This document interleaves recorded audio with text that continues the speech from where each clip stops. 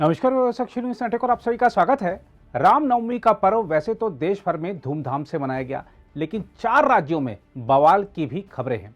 मध्य प्रदेश के खरगोन शहर में रविवार को रामनवमी के जुलूस पर पथराव, कुछ वाहनों और घरों में आगजनी की घटनाएं हुई, तो गुजरात के हिम्मतनगर और खंबात शहर में रामनवमी के जुलूस के दौरान 2 समुदायों के बीच सांप्रदायिक झड़प हो गई।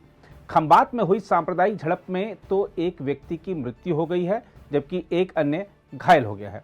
इसी प्रकार दिल्ली में जवाहरलाल नेहरू विश्वविद्यालय के कावेरी छात्रावास में छात्रों के 2 समूहों के बीच मेस में रामनवमी पर कथित तौर पर मांसाहारी भोजन परोसने को लेकर झड़प हो गई। पुलिस ने बताया कि इस घटना में कुछ छात्र घायल हो गए हैं। वहीं झारखंड के लोहरदगा जिले के हिरही भोक्ता बगीचा इलाके के पास रामनवमी की शोभा यात्रा पर पथराव और जुलूस में शामिल लोगों पर धारदार हथियारों से किए गए हमले में दर्जनों लोग घायल हो गए हैं, जिससे पूरे जिले में तनाव फैल गया है। हालात को देखते हुए इलाके में भारी संख्या में सुरक्षा बलों की तैनाती की गई है। रामनवमी पर मध्य प्रदेश में हुई घटना को शासन ने गंभीरता से लेते हुए उपद्रवियों पर कड़ी कार्रवाई के निर्देश दिए हैं। मुख्यमंत्री शिवराज सिंह चौहान ने खरगोन की घटना को दुर्भाग्यपूर्ण बताते हुए कहा है कि मध्य प्रदेश की धरती पर दंगाइयों के लिए कोई स्थान नहीं है। रामनवमी अभूतपूर्व उत्साह के साथ मनाई गई, लेकिन खरगोन में दुर्भाग्यपूर्ण घटना हुई है। दंगाई छोड़े नहीं जाएंगे, कठोरतम कार्रवाई की जाएगी। मध्य प्रदेश की धरती पर दंगाइयों को कोई स्थान नहीं है, चिन्हित कर लिए गए और केवल कार्रवाई का मतलब जेल भेजना नहीं है।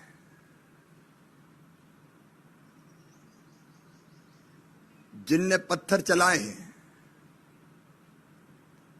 संपत्तियों को नुकसान पहुंचाया है,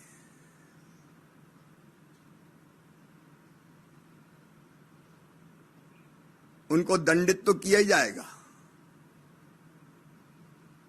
लेकिन चाहे सार्वजनिक संपत्ति हो,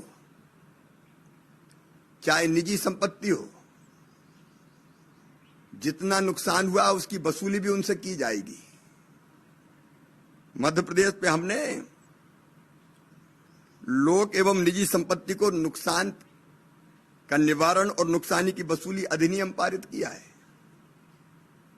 क्लेम ट्रिब्यूनल का हम गठन कर रहे हैं, तो नुकसान का आकलन करके वो वसूली भी की जाएगी। कठोरतम दंड दिया जाएगा जो उदाहरण बन जाए। हम किसी दंगाई को छोड़ेंगे नहीं। वहीं मध्य प्रदेश के गृह मंत्री नरोत्तम मिश्रा ने कहा है कि खरगोन के गुनहगारों से सख्ती से निपटा जाएगा। वहां जिन घरों से पत्थर आए हैं उन घरों को पत्थर का ढेर बनाएंगे। उन्होंने कहा कि मध्य प्रदेश में कानून का राज है और सांप्रदायिक सौहार्द को किसी कीमत पर बिगड़ने नहीं दिया जाएगा। वर्तमान में खरगोन में शांति है, पर्याप्त पुलिस बल वहां पर मौजूद है। कर्फ्यू अभी लगा हुआ है। एक बात स्पष्ट रूप से बता देना चाहते हैं कि दंगाइयों को लगातार चिन्हित किया जा रहा है। 77 लोग अभी तक गिरफ्तार हो गए हैं। जिस घर से पत्थर आए हैं उस घर को पत्थरों का ही ढेर बनाएंगे। इस मामले में सरकार पूरी तरह से सख्त है। ये प्रदेश है, इसकी शांति व्यवस्था बिगाड़ने का किसी को कोई अधिकार नहीं है, ना ही बिगाड़ने हम देंगे। एसपी साहब के पैर में छर्रे लगे हैं, हम गोली भी कह सकते हैं उसे।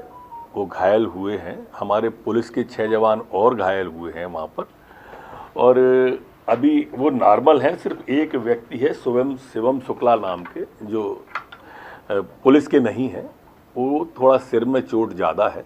बाकी कोई भी गंभीर अभी नहीं है। क्या कारण आपको दिख रहा है सांप्रदायिक प्रभाव मध्य प्रदेश का क्यों बिगड़ रहा है और इसको कैसे ठीक करेंगे? नहीं, मध्य प्रदेश का सांप्रदायिक वातावरण तो किसी को नहीं बिगाड़ने देंगे, ना ही बिगड़ रहा है। कुछ लोग हैं जो चुनाव की हार से आहत हैं, अभी 5 राज्यों की परिणामों से जो आहत हुए हैं वो कहीं ना कहीं पीछे से चिनगारी का काम करते हैं, सुलगाने का काम करते हैं। वो प्रदेश का शांति चैन बिगाड़ना चाहते हैं। अब इन परिणामों से भी उनको समझ में नहीं आ रहा है कि देश क्या चाहता है, देश किस दिशा में जाना चाहता है, और इसलिए ऐसे लोगों के मंसूबे हम पूरे नहीं होने दें। हम आपको बता दें कि मध्य प्रदेश के खरगोन शहर में रविवार को रामनवमी के जुलूस पर पथराव और कुछ वाहनों और घरों में आगजनी की घटनाओं के बाद पूरे शहर में कर्फ्यू लगा दिया गया है। खरगोन के जिलाधिकारी अनुग्रह पी ने कहा कि पूरे खरगोन में कर्फ्यू लगा दिया गया है। एक अधिकारी ने कहा कि खरगोन के पुलिस अधीक्षक सिद्धार्थ चौधरी को हिंसा के दौरान गोली लगी है। रामनवमी के जुलूस पर पथराव और कुछ घरों तथा वाहनों में आगजनी की घटनाओं के बाद पुलिस को आंसू गैस के गोले दागने पड़े। उप पुलिस महानिरीक्षक यानी डीआईजी तिलक सिंह ने सोमवार सुबह पत्रकारों से कहा, देर रात 2 बजे के बाद से स्थिति नियंत्रण में है और कोई शिकायत प्राप्त नहीं हुई है। पुलिस की गश्त जारी है। अब तक 70 से अधिक लोगों को हिरासत में लिया गया है। एक सवाल के जवाब में तिलक सिंह ने कहा, हालांकि उन्होंने रिपोर्ट नहीं देखी है, लेकिन ऐसा सुना है कि एसपी सिद्धार्थ चौधरी के पैर में गोली लगी है और उनका प्राथमिक उपचार किया गया है। डीआईजी ने कहा कि हिंसा में 6 पुलिसकर्मियों सहित कम से कम 24 लोग घायल हुए हैं और उनकी चिकित्सा जांच की गई है। उन्होंने लोगों से घरों में रहने और घटना में शामिल असामाजिक तत्वों को पकड़ने में सहायता करने के लिए कहा है। जिलाधिकारी ने कहा कि स्थिति नियंत्रण में है और लोगों को केवल आपात चिकित्सा स्थिति में ही घर से बाहर निकलने की सलाह दी जाती है। जिलाधिकारी ने खरगोन की घटना को लेकर सोशल मीडिया पर आपत्तिजनक संदेश या वीडियो साझा करने पर कड़ी कार्रवाई करने की चेतावनी भी दी है। जिला प्रशासन ने ट्वीट कर कहा है कि चिकित्सा आपात स्थिति के अलावा किसी भी जरूरी काम के लिए एसडीएम कार्यालय, तहसील कार्यालय और कोतवाली थाने से अनुमति ली जा सकती है। इसी तरह की पथराव की घटना बड़वानी जिले के सेंधवा कस्बे में रामनवमी के जुलूस के दौरान सामने आई है, जिसमें एक थाना प्रभारी और 5 अन्य लोग घायल हो गए हैं। अधिकारियों के मुताबिक बाद में स्थिति पर काबू पा लिया गया। बड़वानी जिले के पुलिस अधीक्षक दीपक शुक्ला ने संवाददाताओं से कहा कि सेंधवा थाना प्रभारी बलदेव सिंह मुजालदे और 5 अन्य रविवार को जोगवाड़ा रोड पर रामनवमी के जुलूस पर पथराव के दौरान घायल हो गए। पुलिस ने तुरंत स्थिति को नियंत्रित किया। वहीं गुजरात की बात करें तो यहाँ के हिम्मतनगर और खंभात शहरों में रविवार को रामनवमी के जुलूस के दौरान 2 समुदायों के बीच सांप्रदायिक झड़प हो गई।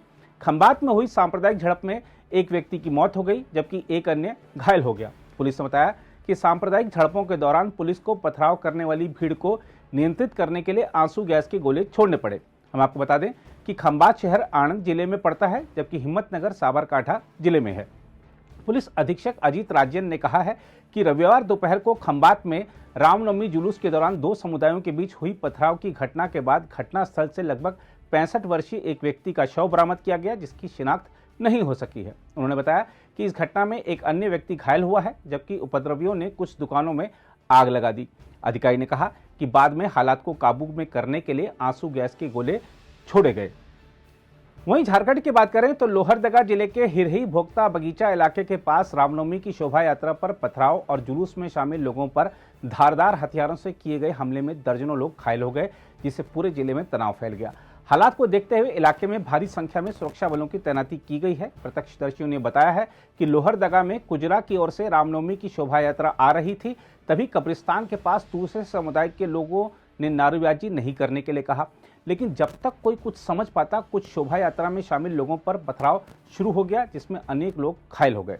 पथराव के बाद उपद्रवियों ने 2 घरों और मेले में लगे ठेले, मिठाई की दुकान और एक पिकअप वाहन तथा 10 बाइक में आग लगा दी। घटना की जानकारी मिलते ही उपायुक्त डॉक्टर वाघमारे प्रसाद कृष्ण सहित बड़ी संख्या में जिला प्रशासन और पुलिस के अधिकारी घटनास्थल पर पहुंच गए और स्थिति को नियंत्रित करने का प्रयास किया। घटना के बाद पुलिस प्रशासन भोक्ता बगीचा में तैनात है। पुलिस प्रशासन द्वारा दोनों पक्षों को शांत करने की कोशिश की जा रही है। इस संबंध में उपायुक्त डॉक्टर वाघमारे प्रसाद कृष्ण ने बताया कि अभी वह घटनास्थल पर ही हैं और पूरे घटनाक्रम पर प्रशासन की नजर है। फिलहाल स्थिति नियंत्रण में है। उपायुक्त ने कहा है कि घटना में शामिल लोगों पर कार्रवाई की जाएगी। घटना में घायल हुए लोगों ने बताया है कि कुछ असामाजिक तत्वों द्वारा पत्थरबाजी के साथ साथ लाठी डंडों व धारदार हथियार से भी वार किया गया। इस घटना से पूरे लोहरदगा में भारी सांप्रदायिक तनाव फैल गया है। उधर दिल्ली की बात करें तो जेएनयू छात्र संघ और राष्ट्रीय स्वयंसेवक संघ से संबद्ध अखिल भारतीय विद्यार्थी परिषद के बीच छात्रावास के मेस में मांसाहारी भोजन परोसने को लेकर हुई झड़प के मामले में दिल्ली पुलिस ने सोमवार को एबीवीपी के अज्ञात सदस्यों के खिलाफ प्राथमिकी दर्ज की है। हम आपको बता दें कि जवाहरलाल नेहरू विश्वविद्यालय के कावेरी छात्रावास में छात्रों के 2 समूहों के बीच मेस में रामनवमी पर कथित तौर पर मांसाहारी भोजन परोसने को लेकर रविवार को झड़प हो गई थी। पुलिस ने बताया कि घटना में 6 छात्र घायल हो गए हैं। उधर इस घटना पर भी राजनीति तेज हो गई है। मध्य प्रदेश के गृह मंत्री नरोत्तम मिश्रा ने, आइए दिखाते हैं आपको क्या कहा इस घटना को लेकर। देश भर से ऐसी तस्वीरें आ रही हैं, चाहे जेएनयू की बात की जाए या दूसरे प्रदेशों की बात की जाए, तो जो माहौल पूरी तरह से बिगाड़ने की कोशिश की जा रही है, क्या व्यक्तिगत किसी तरह की साजिश है किसी स्पेसिफिक, इसमें कोई क्रोनोलॉजी देखते हैं क्या?